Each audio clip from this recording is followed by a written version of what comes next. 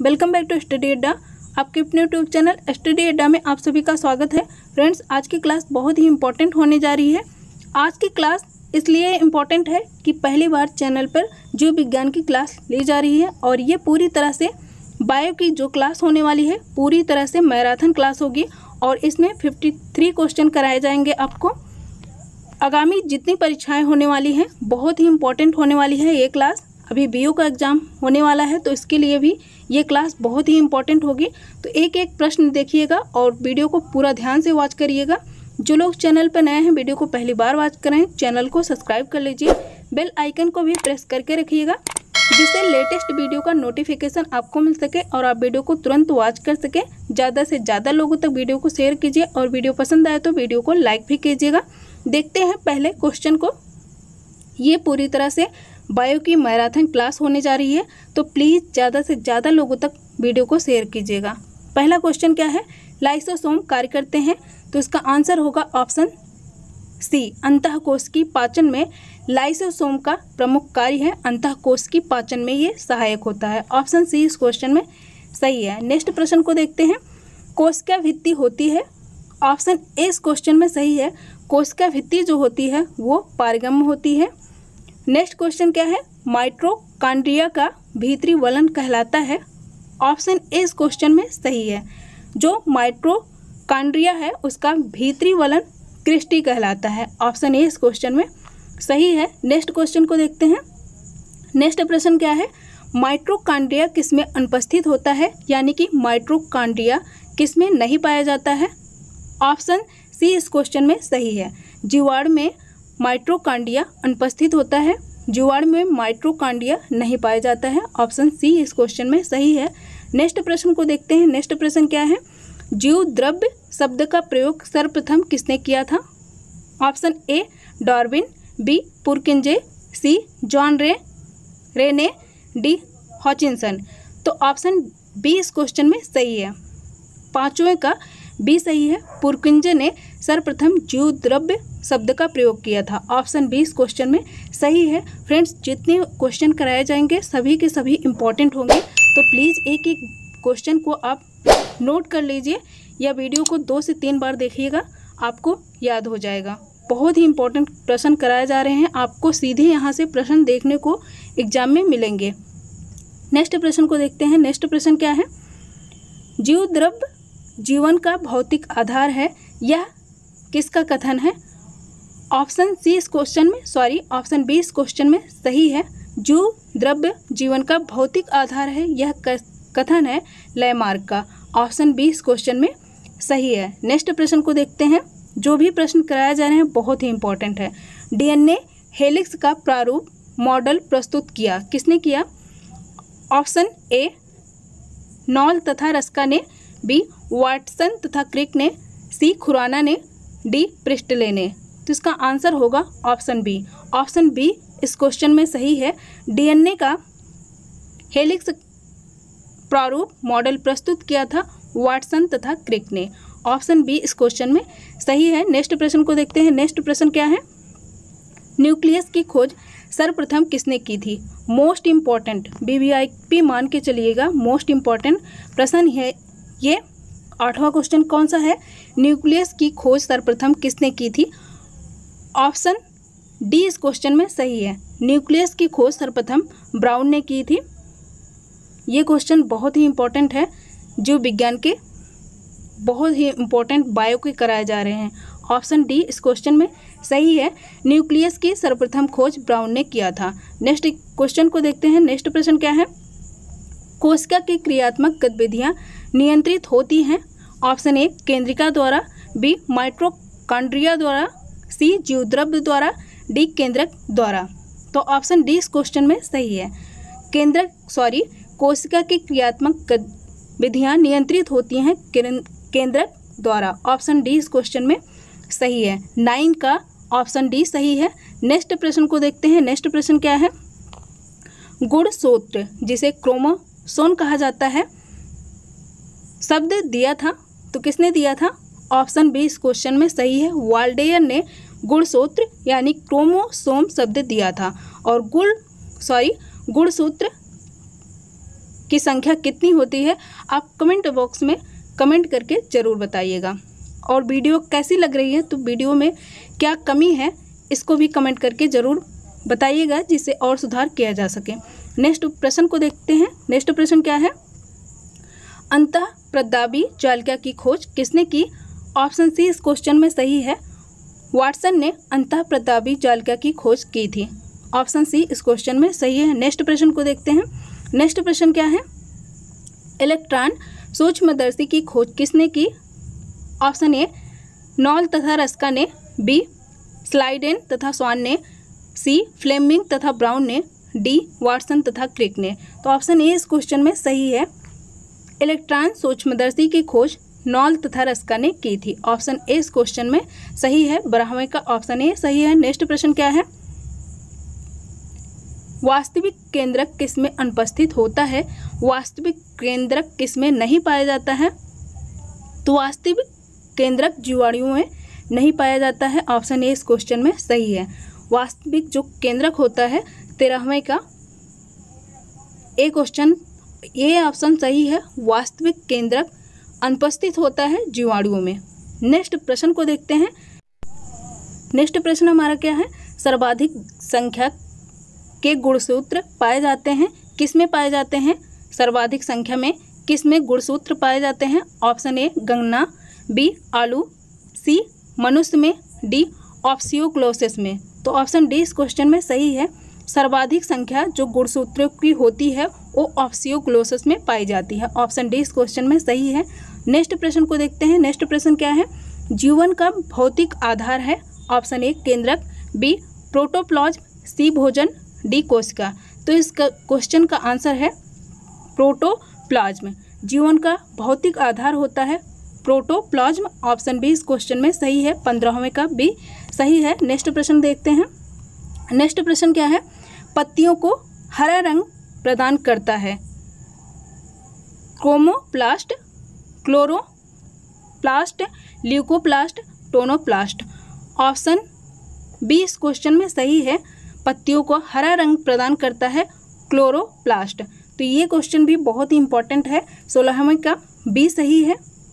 याद रखिएगा, बहुत ही इंपॉर्टेंट क्वेश्चन कराए जा रहे हैं, एक एक क्वेश्चन आपके एग्जाम के लिए इम्पॉर्टेंट है। नेक्स्ट प्रश्न क्या है, कोशिका की हत्या की थैली कहलाता है?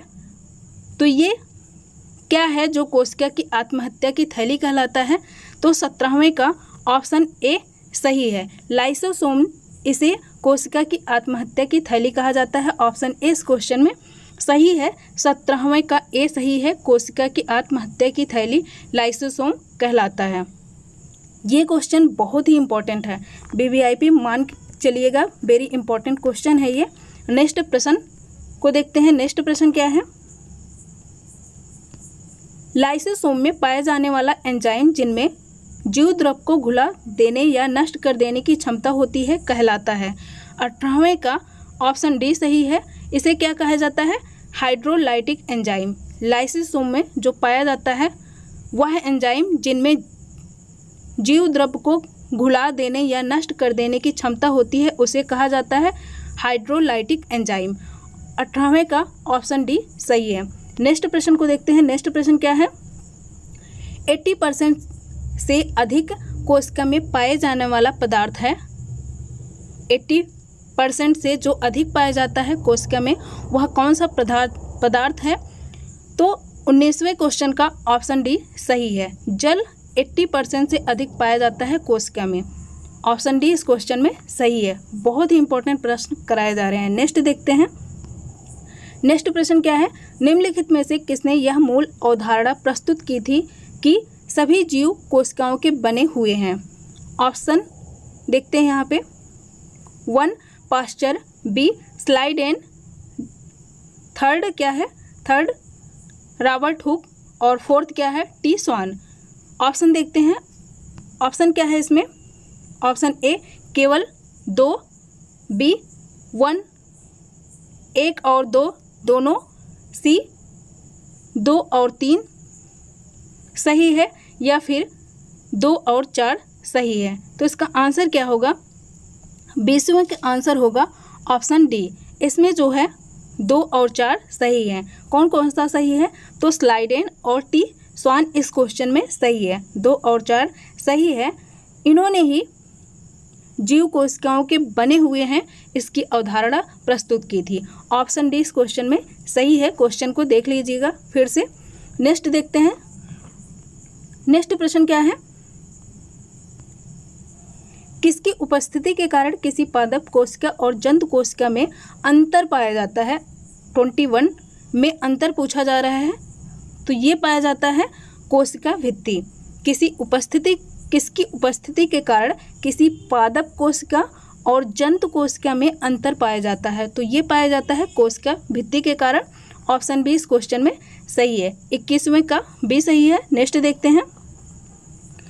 नेक्स्ट प्रश्न क्या है? गाल्जी काय का प्रमुख कार्य है? श्वसन, बी कोशिका विभाजन शुरू करना, सी पाचक रस उत्पन्न करना, डी स्रावी। तो इसका आंसर क्या होगा? 22वें का आंसर होगा ऑप्शन डी, स्रावी गाल्जी काय का प्रमुख कार्य है। ऑप्शन डी इस क्वेश्चन में सही है। ये भी क्वेश्चन इंपॉर्टेंट है। नेक्स्ट प्रश्न को देखते हैं। नेक्स्ट प्रश्न कौन सा है? निम्नलिखित में से कौन सा कोशिकांग डीएनए रखता है? Option A centriole, B Golgi काय, सी लाइसोसोम, डी माइटोकॉन्ड्रिया। 23वें का ऑप्शन डी सही है। ऑप्शन डी इस क्वेश्चन में सही है। माइटोकॉन्ड्रिया कोशिकांग डीएनए रखता है। ऑप्शन डी इस क्वेश्चन में सही है। नेक्स्ट प्रश्न को देखते हैं। नेक्स्ट प्रश्न क्या है? 24वां क्वेश्चन क्या है? कौन सा कोशिकांग प्रोटीन संश्लेषण में प्रमुख भूमिका निभाता है? तो ये निभाता है एंडोप्लाज्मिक रेटिकुलम एवं राइबोसोम। ऑप्शन बी इस क्वेश्चन में सही है।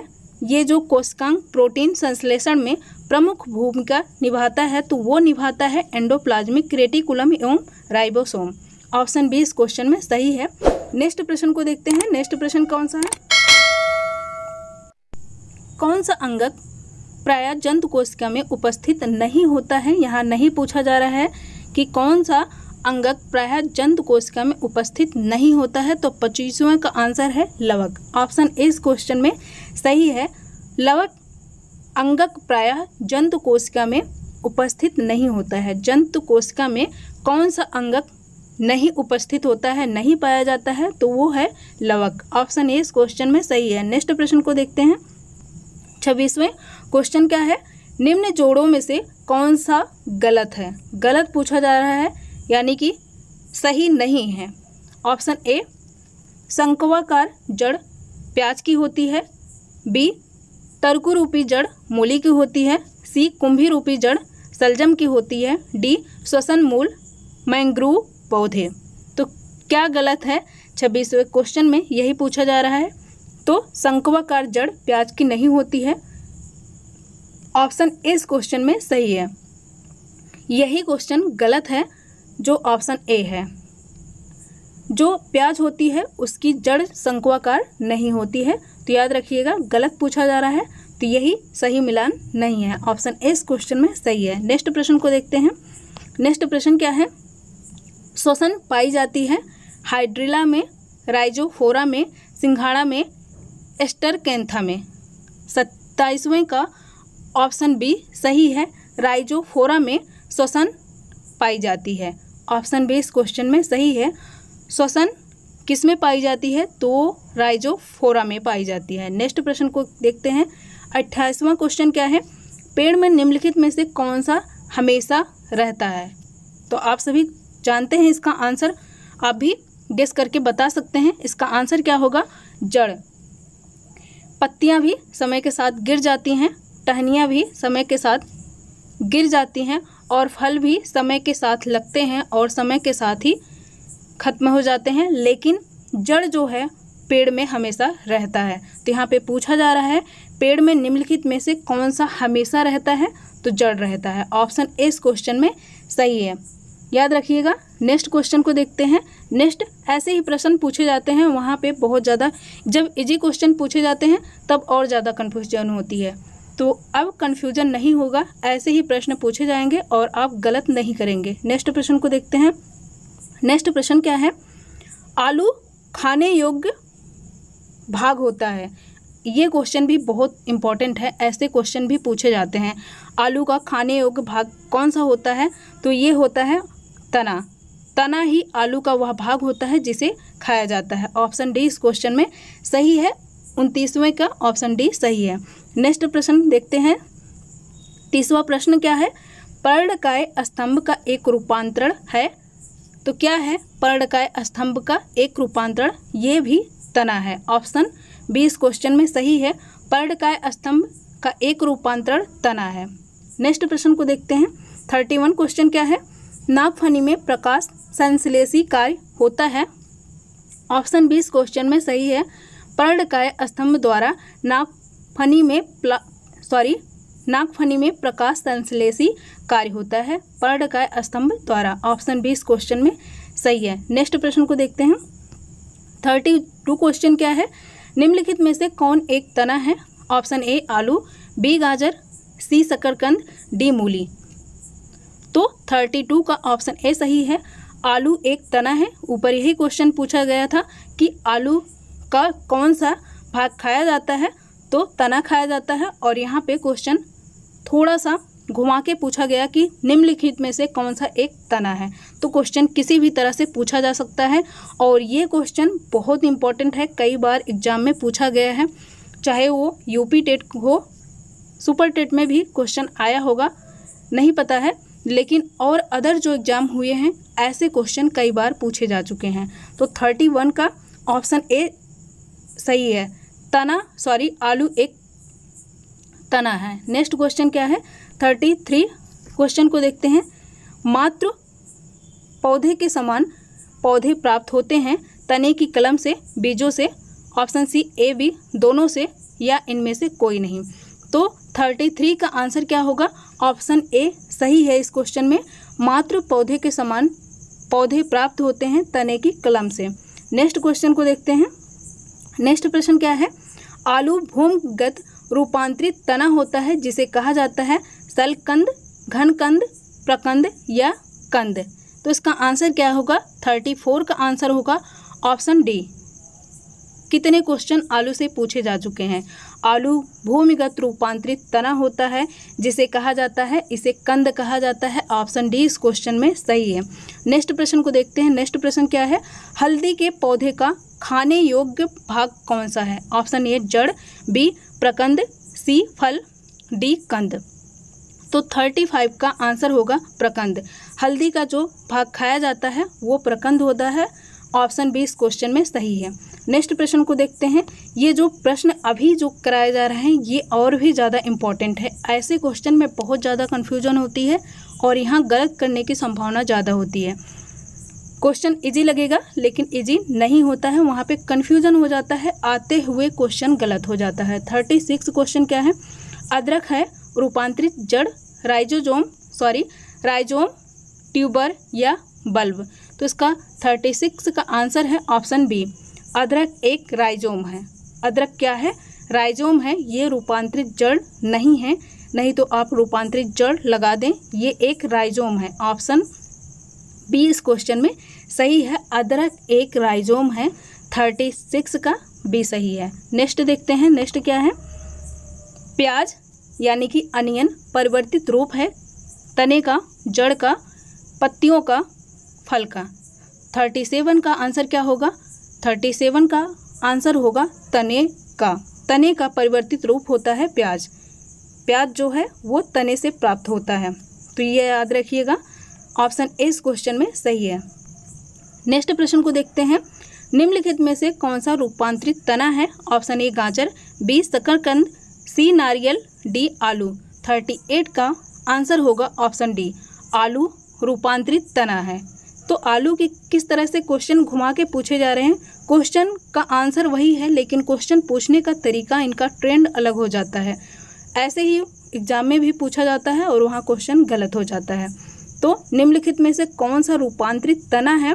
तो आलू एक रूपांतरित तना है। आलू का कौन सा भाग खाया जाता है? तो आलू का तना जो होता है वही खाया जाता है। ऑप्शन डी इस क्वेश्चन में सही है। नेक्स्ट प्रश्न क्या है? निम्न में से किसकी पत्ती में पर्ण दल प्रायः न्यूनीकृत होता है? 39 का आंसर होगा ऑप्शन डी। शुष्कोद्भिद। ये पर्णदल प्रायः न्यूनीकृत होता है पत्ती में। ऑप्शन डी इस क्वेश्चन में सही है। नेक्स्ट प्रश्न को देखते हैं। नेक्स्ट प्रश्न, शरद ऋतु में पत्तियां शाखाओं से टूटकर नीचे गिर जाती हैं, ऐसा क्यों होता है, क्यों गिरती हैं? 40 का आंसर होगा ऑप्शन बी, विगलन परत के निर्माण के कारण। दिन के काल के कम हो जाने के कारण थोड़ी ना होता है कि शरद ऋतु में दिन छोटा होता है तो इसलिए पत्तियां टूटकर गिरती हैं, ऐसा नहीं है। तो इसका आंसर क्या होगा, विगलन परत के निर्माण के कारण जो है शरद ऋतु में पत्तियां शाखाओं से टूटकर नीचे गिर जाती हैं। ऑप्शन बी इस क्वेश्चन में सही है। ये क्वेश्चन इंपॉर्टेंट है, जितने कराए जा रहे हैं एक एक क्वेश्चन इंपॉर्टेंट है, और जो बहुत ज़्यादा इंपॉर्टेंट है वो भी बताया जा रहा है, तो ये क्वेश्चन भी इंपॉर्टेंट है। नेक्स्ट देखते हैं। नेक्स्ट प्रश्न क्या है, पुष्पों का अध्ययन कहलाता है। ये क्वेश्चन पूछे ही जाते हैं, जो अध्ययन वाले क्वेश्चन होते हैं बहुत ज़्यादा पूछे जाते हैं। तो पुष्पों का अध्ययन क्या कहलाता है? 41 का आंसर होगा ऑप्शन ए, एंथोलॉजी कहलाता है। पुष्पों के अध्ययन को एंथोलॉजी कहा जाता है। ऑप्शन ए इस क्वेश्चन में सही है। नेक्स्ट प्रश्न को देखते हैं। नेक्स्ट प्रश्न क्या है, वह पौधे जिनमें कभी पुष्प नहीं बनते हैं क्या कहलाते हैं? वो क्या कहलाते हैं? 42 का ऑप्शन सी सही है, क्रिप्टोगेम्स कहलाते हैं वो पौधे जिनमें कभी पुष्प नहीं बनते हैं। अब जैसे यहाँ पे अनावृत बीजी, आवृत बीजी, तो ये नहीं होगा। ऑप्शन सी इस क्वेश्चन में सही है। 42 का आंसर होगा क्रिप्टोगेम्स। इसमें वह पौधे होते हैं जिनमें कभी भी पुष्प नहीं लगते हैं, तो वहाँ आवृत और अनावृत बीजी मत लगाइएगा प्लीज़। इसका आंसर क्रिप्टोगेम्स है। ऑप्शन सी इस क्वेश्चन में सही है। नेक्स्ट प्रश्न को देखते हैं। पूर्ण पुष्प में पाया जाता है पुमंग एवं जयांग, बाह्यदल एवं दल, ए और बी दोनों, डी दल पुमंग एवं जयांग, तीनों पाया जाता है, या ऑप्शन ए बी दोनों सही है? क्या सही है? 43 का आंसर होगा ऑप्शन सी, ए और बी दोनों सही है। पुमंग एवं जयांग, बाह्यदल एवं दल, ये दोनों पाए जाते हैं पूर्ण पुष्प जो होता है पूर्ण, उसमें पाए जाते हैं। ऑप्शन सी इस क्वेश्चन में सही है। 43 का ऑप्शन सी सही है। नेक्स्ट प्रश्न को देखते हैं। फ्रेंड्स, ज़्यादा से ज़्यादा लोगों तक प्लीज़ वीडियो को शेयर कीजिए, और जो लोग चैनल पर नए हैं प्लीज़ चैनल को सब्सक्राइब भी कर लीजिए। बेल आइकन को भी प्रेस करके रखिएगा, जिससे वीडियो का नोटिफिकेशन मिल सके और आप वीडियो को तुरंत वॉच कर सकें। 44वें क्वेश्चन को देखते हैं। 44 क्वेश्चन क्या है, पुष्प के जनन चक्र हैं। ऑप्शन ए पुमंग एवं जयांग, बी बाह्यदल एवं दलपुंज, सी दलपुंज एवं पुमंग, डी बाह्यदल पुंज एवं जयांग। तो 44 का आंसर ऑप्शन ए है, पुमंग एवं जयांग, ये पुष्प के जनन चक्र हैं। ऑप्शन ए इस क्वेश्चन में सही है। नेक्स्ट क्वेश्चन को देखते हैं। नेक्स्ट क्वेश्चन हमारा क्या है, भारत का राष्ट्रीय पुष्प है रैफेलेसिया, बी कमल, स्तंभी, डी सीमांत। तो ये क्वेश्चन का आंसर आप सभी जानते हैं। भारत का राष्ट्रीय पुष्प क्या है? तो ये कमल है, राष्ट्रीय फूल कमल है। ऑप्शन बी इस क्वेश्चन में सही है। नेक्स्ट प्रश्न को देखते हैं। संसार का सबसे बड़ा पुष्प है। अब ये क्वेश्चन इंपॉर्टेंट है और इसका आंसर शायद ही आपको आता हो। इसका आंसर क्या होगा? ऑप्शन सी इस क्वेश्चन में ऑप्शन बी इस क्वेश्चन में सही है। रैफलेसिया संसार का सबसे बड़ा पुष्प है। ऑप्शन बी इस क्वेश्चन में सही है। ये क्वेश्चन भी वीवीआईपी मान के चलिएगा, बहुत ही इंपॉर्टेंट होने वाला है। ये ऐसे ही क्वेश्चन आएंगे, ज़्यादा टफ कुछ भी नहीं आता है।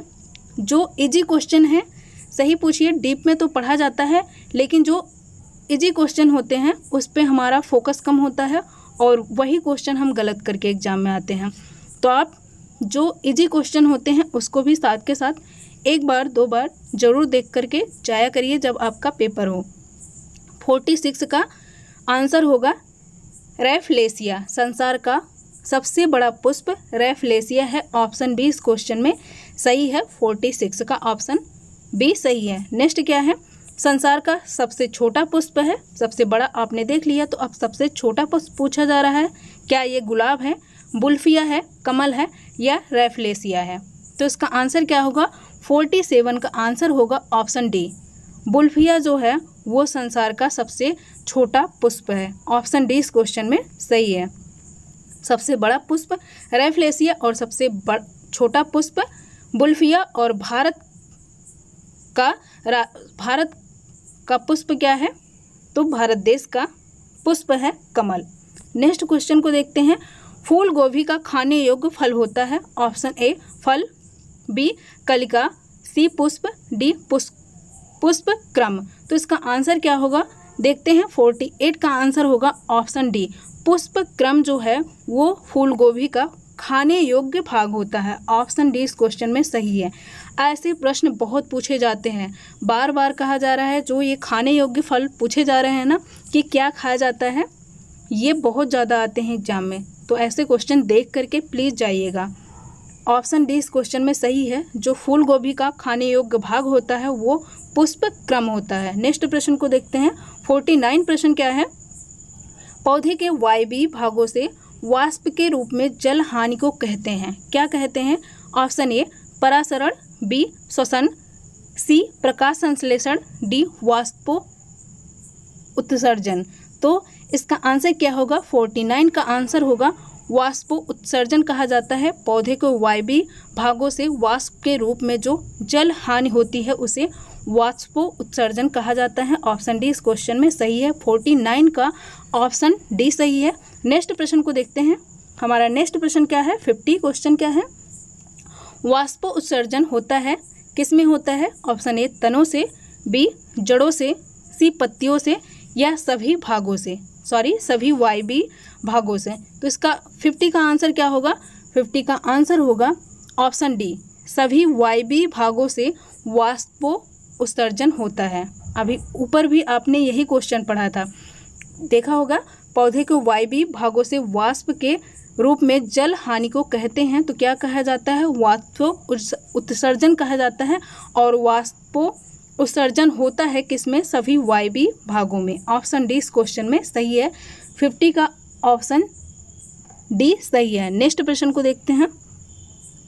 फ्रेंड्स, इस वीडियो में आपको 53 क्वेश्चन कराए जा रहे हैं और ये मैराथन क्लास है। पहली बार चैनल पर मैराथन क्लास ली जा रही है और ये पहली बार है जब आपकी बायो क्लास ली जा रही है। बायो की ये पहली बार क्लास है और इसमें 53 क्वेश्चन कराए जा रहे हैं। क्या है? 51 क्वेश्चन। वाष्पो उत्सर्जन में होता है पत्तियों से कार्बन ऑक्साइड बाहर निकलती है, पत्तियों से पानी वाष्प के रूप में निकलता है, पत्तियों से पानी बूंद के रूप में निकलता है, पत्तियों से ऑक्सीजन निकलती है। तो इसका आंसर क्या होगा? 51 का आंसर होगा पत्तियों से पानी वाष्प के रूप में निकलता है। ऑप्शन बी इस क्वेश्चन में सही है। वाष्पो उत्सर्जन में क्या होता है? तो इसमें जो पत्तियां होती हैं पानी वाष्प के रूप में निकलता है पत्तियों से। नेक्स्ट क्वेश्चन क्या है? नेक्स्ट क्वेश्चन हमारा है 52। वाष्पो उत्सर्जन मापी यंत्र है। यंत्र से भी क्वेश्चन बहुत ज़्यादा पूछे जाते हैं। ऑप्शन सी इस क्वेश्चन में सही है। पोटोमीटर जो है वो क्या है? तो ये एक वाष्पो उत्सर्जन मापी यंत्र है। पोटोमीटर एक वाष्पो उत्सर्जन मापी यंत्र है। ऑप्शन सी इस क्वेश्चन में सही है। नेक्स्ट प्रश्न को देखते हैं। नेक्स्ट प्रश्न क्या है?